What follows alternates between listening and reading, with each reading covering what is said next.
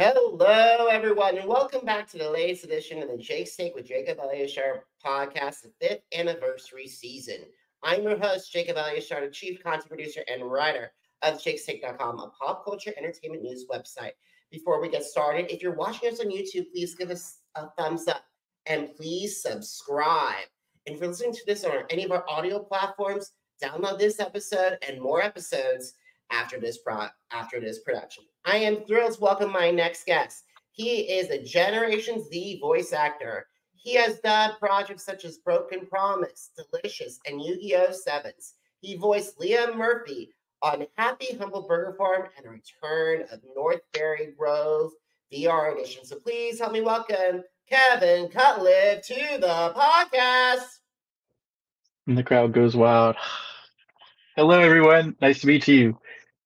Hi, Kevin. It's a pleasure to talk with you. And guys, just to let you know, we met on Lunch Club, and Lunch Club is not sponsoring this video. No, of course not. But if they want to, I'm open. I'm open to it.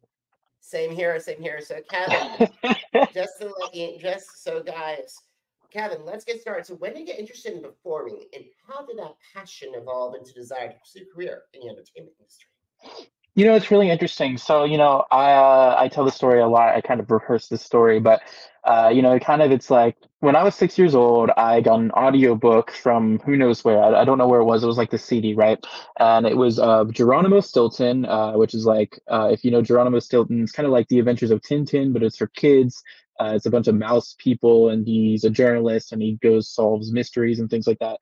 And this audiobook version was narrated by a person named Bill Lobley. And Bill Lobley did basically every character in the audiobook. So he did the narrator, Geronimo, he did the young characters, and even the female characters, which is I found hilarious. So, and that kind of stuck with me. And, being inspired by like animation, like Tara Strong, Mel Blanc, and all the greats. It's like growing up, I've always had an interest in specifically voice acting, and as a performer, I finally took that leap when I was 14 years old, and it's grown into something really really great.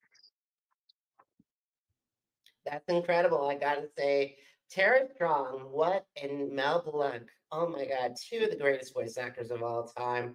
I could hear Tara's Buttercup and Tommy Pickles in my head right now, and her Harley Quinn in background. Oh yeah, I'm trying to think about like where I kind of grew up with her. I'm younger, so like I know like Teen Titans Go kind of came out when I was 10, 11, and she plays Raven in Teen Titans. And MLP, my sister grew up on MLP, and she was the main character in that, so I always heard her in the background. Yeah, I mean Timmy Turner and Mel Blanc. I mean he's everyone knows Mel Blanc. It's all of Looney Tunes basically. So it's like yeah, when you hear people like that on air, it's just that inspires you to be the best you can be. Absolutely, absolutely. So you did a lot of.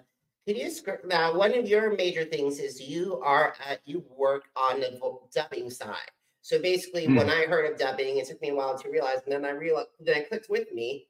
It is basically the anime, and also the Power Rangers. All these years of Power Rangers, I should have known it was dubbing. So when did you get Hmm. interested in dubbing? And can you describe that to my audience? Yeah, so dubbing is a process where you take an already made show. So, like for example, if you're making a show from scratch, that's called prelay, and you record the voices first, and then they animate around you. And so that's what they'll do in other countries. But in dubbing, you are bringing this project that's already been created, that's already a finished product, it's already been exported, and you're replacing that audio with English audio or a different language depending on where you're dubbing in. So there's many types of dubbing, but yes, the most popular is anime. I mean, it's been around since the 70s, and it's a very popular among people my age. And but there is also live action dubbing, which has been around for a long time, but it's been more kind of an international thing. I think English live action dubbing really took a forefront with Squid Game. When Squid Game came out here on Netflix, they had an English dub, and with the popularity of that show, Netflix has just been going wild with their English dubbing for live action. And I was just watching The Nanny, which was basically a Netflix, Mm. and I said it was a dub. I the call on to dubbing. So it was pretty Yeah, cool. yeah, for sure. I mean, Netflix, they're people they contract for their dubbing. I mean, there are some amazing people, some amazing studios there, like IUNO and BSI, and definitely the people to work for sure. All right, so I want to talk to you about some of the projects that you have dubbed for. So let's start with Broken Promise. You guys can find it on Amazon Prime Video, and some of the characters that you voiced were Alex, Dezo, Fred, and Herman. So what attracted you to that project? So yeah, I've always I had heard about Funkapur, or Funkapur. I don't actually know how to say their studio name. They're a studio based in Pakistan, small little cute little dubbing studio. They do all sorts of cool projects, like older projects, and they've finally brought them into English. So Broken Promise was a movie that was made in 2009 in Slovakia, and it only just got an English dub now. I believe it also just got a Spanish dub as well. What attracted me to the project, I mean, there's an amazing dude. His name is David Cherry, and he was the director on this movie. And he's here in Atlanta. I have massive respect for him. And so when I heard David was attached to the project, I definitely wanted to work on the movie. That is incredible, and I gotta say this, it's amazing. But however, when during our lunch conversation, when I saw Yu-Gi-Oh, I was like, wow, that's definitely part of that legendary franchise. However, it is one of the latest props of Yu-Gi-Oh Sevens, which can be found on Hulu, Disney XD, and on YouTube. So you voiced Ricky and other characters as well. That's correct. So Yu-Gi-Oh has been around for a very long time, and everyone kind of knows the original with Yugi, but there's been many series. There's Yu-Gi-Oh, there's GX, 5Ds, Arc-V, Vrains, and now the current series is Sevens. And so Yu-Gi-Oh! Sevens was kind of a different series to the Yu-Gi-Oh! Franchise. It changes the rules of the card game. They've changed the art style. They went with a new studio, so it's very looks different than the last series. But I feel like the people who work on that dub, Darren and all of Konami Cross Media, I was very honored to book that role. It was my very first dubbing role. I booked it when I was 18. Yeah, I mean, it was very honoring. Ricky is a great great fun character. I wish he appeared more. But yeah, I mean, Hulu and Disney, I mean, we've seen the results, and it was a success. Yu-Gi-Oh! Sevens was a successful show. And it's amazing to see that how successful it can be, because we're seeing right now Pokemon fans are learning about what is like Pokemon is like without Ash Ketchum and Pikachu being involved. So it's very and so Yeah. it's fair. I think Yu-Gi-Oh! If you can survive, so can Pokemon. Of course. Yeah, it's kind of like Digimon, because Pokemon was kind of an interesting thing where they kept their protagonists for so long. I'm a big Pokemon nerd, and I can talk all day about it. It's actually, and we'll get to that later. But um, yeah, I mean, I think more it's like Digimon, because Digimon also kind of changed their protagonists like every 3 years. For Yu-Gi-Oh fans, this is more normal for them, but it is definitely comparable, uh, especially if you're not used to the art style shift and how it's a much younger protagonist versus a lot of the older series. Like Vrains, coming from Vrains, and Yu-Gi-Oh! Vrains was a series about how AI and really dark themes. I think it was one of the darkest Yu-Gi-Oh! Series in a while. So going from that to Sevens, which is very much comedy, was definitely a shift. Oh yeah. Speaking of Pokemon, it definitely reminded me of the Kalos League versus the when it transitioned into the Lolo region. So definitely because it was definitely Kalos was definitely a very different and very one of the most toughest and intense Ash adventures in a long time. And then you get into Alola, and you see him not only pause his training, but go into class and eventually wins his championship of nearly 20 years. Oh yeah, I mean, people have mixed reactions on Sun and Moon, but I personally, like, that came out when I was 14. I think Sun and Moon is the best Pokemon series of all seven of them. So I can't complain, especially after the Kalos League. I mean everyone was a little iffy about that, but Oh yeah, oh yeah. yeah. We'll get to more Pokemon talk later. But however, we got to talk about the tunnel. Now Mhm. this project can be seen on both Tubi, Roku channel, and Amazon Prime Video. So when did you get? Tell me a little bit about this project. So yeah, The Tunnel was my very first dubbing project. And this was before Yu-Gi-Oh! Sevens, and I booked this with a studio called New York Dub. They're also a very small satellite studio based in New Jersey. The director who owns the studio, Fatih, he's an amazing dude. He knows how to dub. He knows how to mix. He really knows his stuff when it comes to dubbing. And The Tunnel, I mean, it was definitely like going into this project. So the tunnel is about I'm kind of a rambler, but it's about basically, in Norway, it's a Norwegian movie. In Norway, there's a lot of tunnels going through lots of mountains because Norway has a lot of mountains. But a lot of these tunnels actually are not equipped for emergencies. And that's kind of like the tagline of the movies: two ways in, no way out. So it's like, the premise of it is kind of based off like how a true story, right? Where an explosion happens in the tunnel and everyone tries to figure out how they get through and how they get out, and it's a very big dramatic little scene. So yeah, I played Kurt. He was the main character's sidekick. He appears every so often. It was my first time doing a live action dub and a dub in general, and it showed me the ropes. It's a lot different than other types of voice acting. Um, and ultimately, I think it shapes the way that I would pursue and see dubbing for the foreseeable future. Um, you know, Fatih knows what he's doing, and he also came back to me for Delicious, and so that was very great. And I gotta say, it must be very, you have to be precise when you see your character's name on screen because it's very, like, I don't know if they provide you with the footage, but like, I remember seeing some Disney and Dragon and like Scooby Doo and stuff like that, like kind of scenes watch growing up. And it's basically they watch the video and like you record, see them record their voice. So I bet Mm. you always have to like say, like, I bet you need to be you have time to perfection. Yeah, and I guess we can kind of put this describing dubbing with number two. But the way that dubbing works is that basically when you're given the script, it's been adapted, and what that adaptation is that someone first has translated it. So let's say for The Tunnel it was Norwegian, for Yu-Gi-Oh! It was Japanese, Broken Promise it was Slovak, and then they adapt it, and then the adaptation is a different version where it is fit to lip flap, right? So they can't say, "I can't believe this is happening." They have to make it fit the mouth flap. So it's like, this is of crazy or whatever. Like it has to fit the same meaning while still getting the timing across. So when we're dubbing, there's two types of dubbing. There's three beep dubbing and there's rhythmo band dubbing. Three beep dubbing is kind of like the traditional way of dubbing, and it's pretty much all I've done.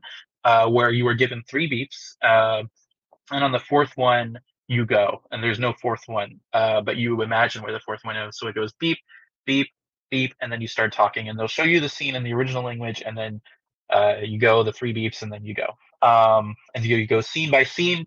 So it's like when people ask me like, "What was your favorite part of this show?" and it's like, I don't know, I've only seen the portions that I've dubbed, but the rhythm band dubbing is kind of new. It's been around in France for a long time, but it's being adopted a lot in Los Angeles. And what rhythm band is like is where it's kind of more like karaoke. So they'll have the screen, the footage on top, and then big letters and words on the bottom, and it scrolls past, kind of like that. And I've heard it's a lot easier. It's a lot more intuitive, and it has you. It's not like you're looking back and forth between the script. My professional booth has a monitor in it specifically for dubbing.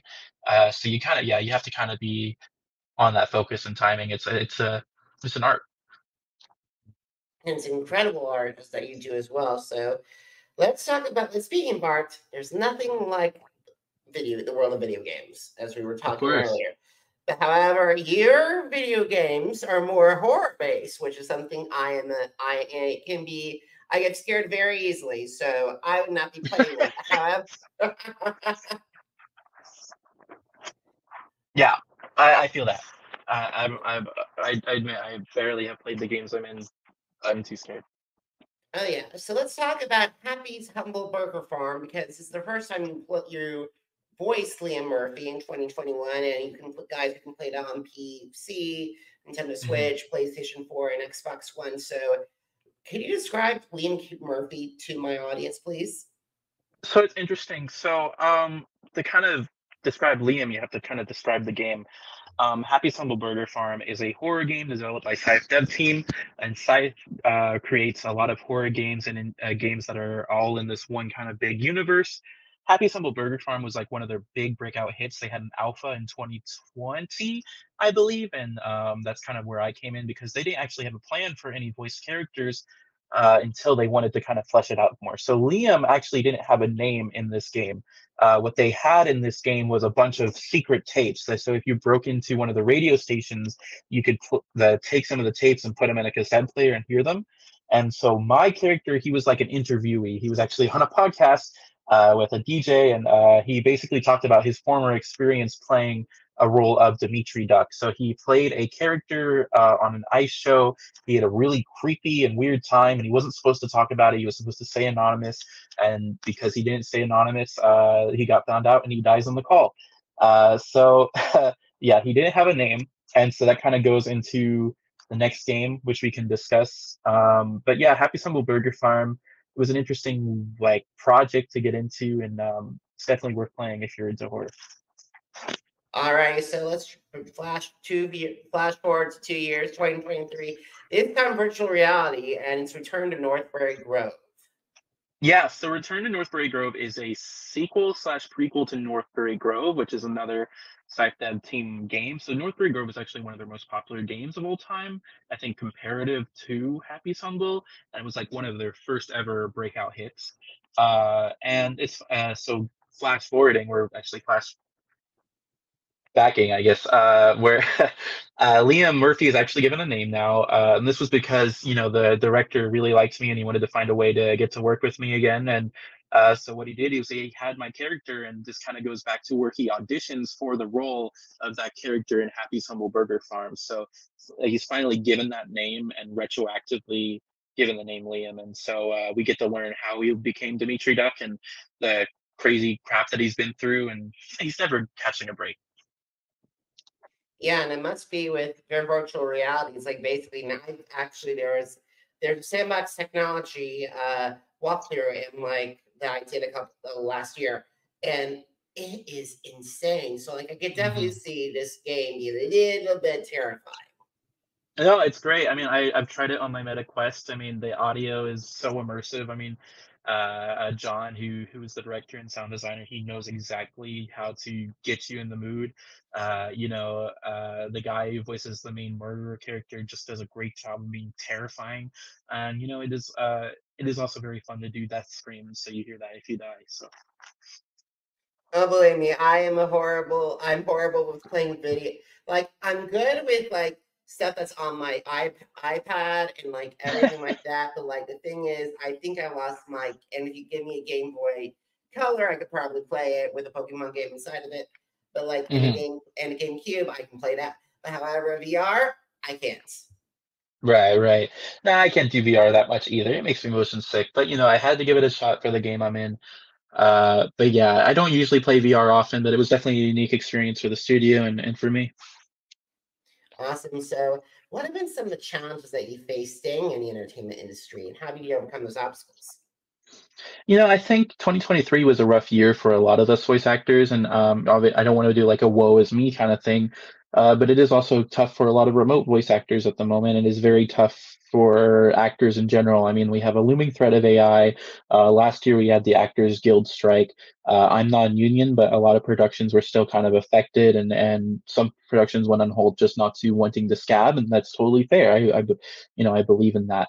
And things are kind of closing back up in terms of non-COVID roles because when COVID kind of came around, a lot of studios wanted to go with remote talent and find that kind of talent that was just available and ready to work. But now they want to go back into LA and have like the engineer in place and have the right microphones in place and make sure that they can actually see their actors and work with them on time. So I think one of the biggest industries challenges that I'm going to be facing, at least in 2024, is the remote bubble closing even more, facing AI, how it might be impacting e-learning roles, how it may be impacting commercial roles and small little indie roles, and ultimately, I think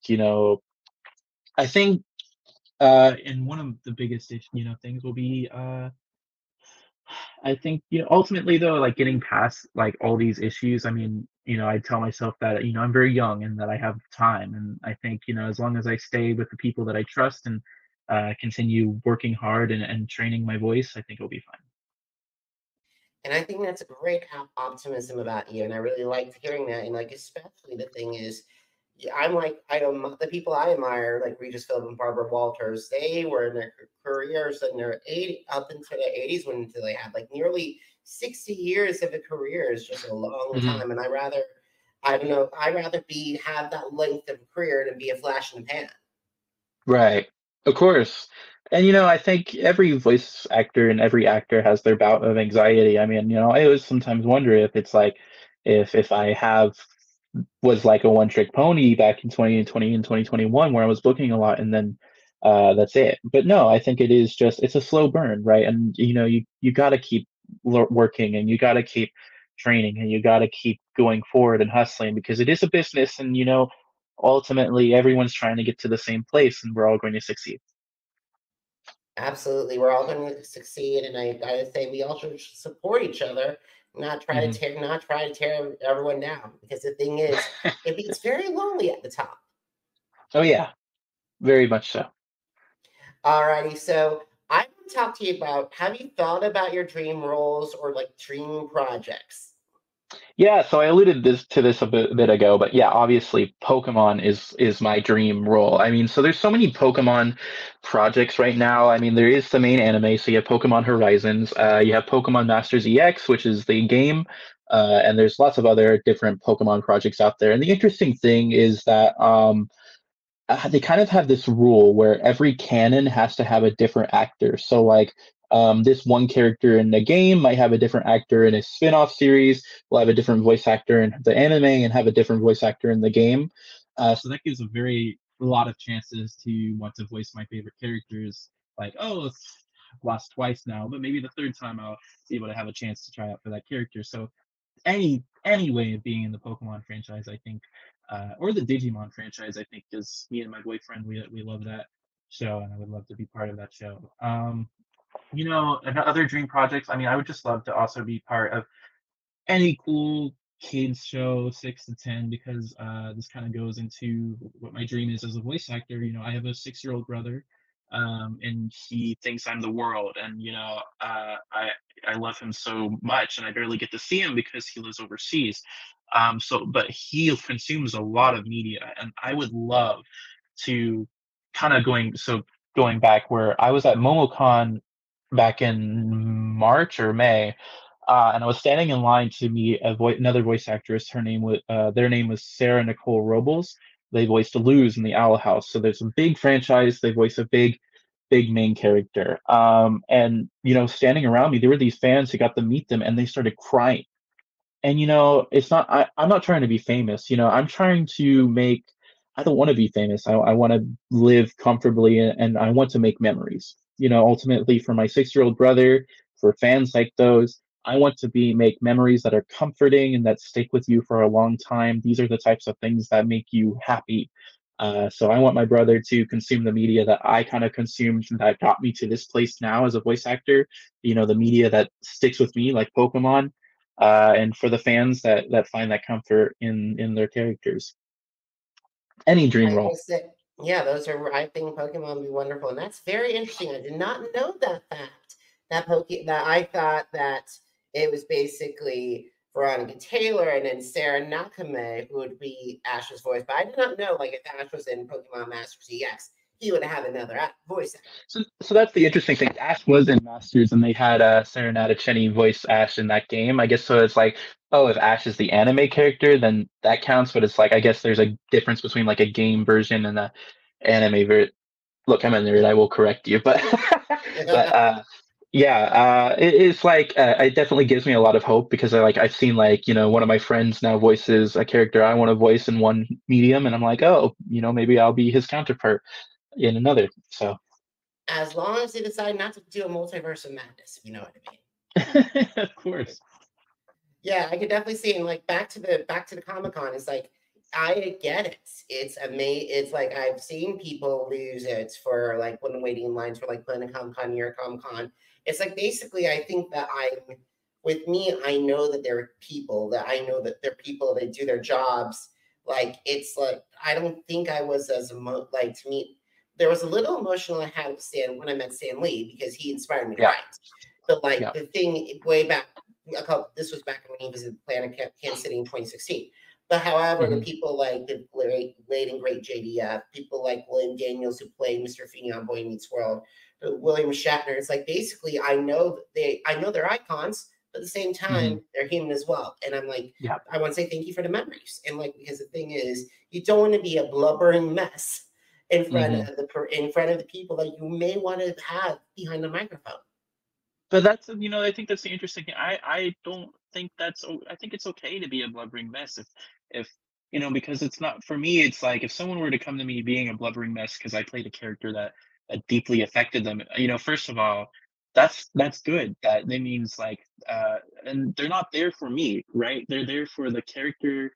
And this is what matters to me. It's like, I don't want to be the famous person if I was at a con, right? If someone was meeting me, I don't want to be you're meeting Kevin, right? I want to be the memory maker and the thing that kind of makes that difference in someone's life.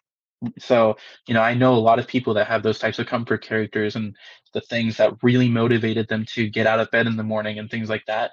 And that's kind of where I want to do. I want to create and want to make art. And so I think it's okay if you want to be emotional in front of people, because I think that tells the actor that you've done a good job and that you've really put yourself out there and that you've made someone's day. And that's great to hear. And it's really good to hear. So I got to say this, we got to start winding down our conversation, my friends. So how do you use social media to connect with your fans? Like, do you prefer a social media app?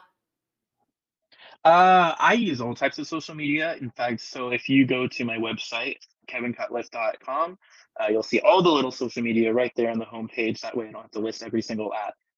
It's just an easy click away. So Awesome. So Kevin, besides those social media apps, where can my audience find some of your work to watch? Like you can pick some, because I know you have a lot, but where can they find their work? And then also, can you remind them which social media channels? Sure. So some of the work that you can, like some of the ones that you mentioned, Yu-Gi-Oh! Sevens is available to watch on Disney XD and Hulu. The Tunnel you can get on DVD, and there's lots of other places like the Roku channel, Amazon Prime Video. Lots of this indie animation stuff I do is on YouTube. You can listen to some of the podcasts I'm in on Penna FM. There's lots of places. And yeah, of course, kevincutliffe.com. That's my website, and you can find all my social media right there. Awesome, guys. So if you missed an episode of the Jake's Take with Jacob Elyachar podcast, visit our channels on Amazon Music, Apple Podcasts, iHeartRadio, Podchaser, Spotify, and Spreaker. It is Jake's Take with Jacob Elyachar, JACOBELYACHAR. Now, are you on social media? Because now I'm on social media too. Facebook, Instagram, Threads, TikTok, and YouTube. It's Jacob Elyachar, JACOBELYACHAR. And if you want to find out what's going on with America's Got Talent Fantasy League, what happened last season on Masked Singer, or want to hear my take on the latest new music, head to jakestaffshake.com. Once again, jakestaffshake.com. Kevin, it was a pleasure speaking with you, and I'm so glad we were able to spend time together. Of course. Thank you so much. You're so welcome, guys. Thank you so much for watching. Thank you so much for listening. Until next time, everybody. Good. See ya. Bye.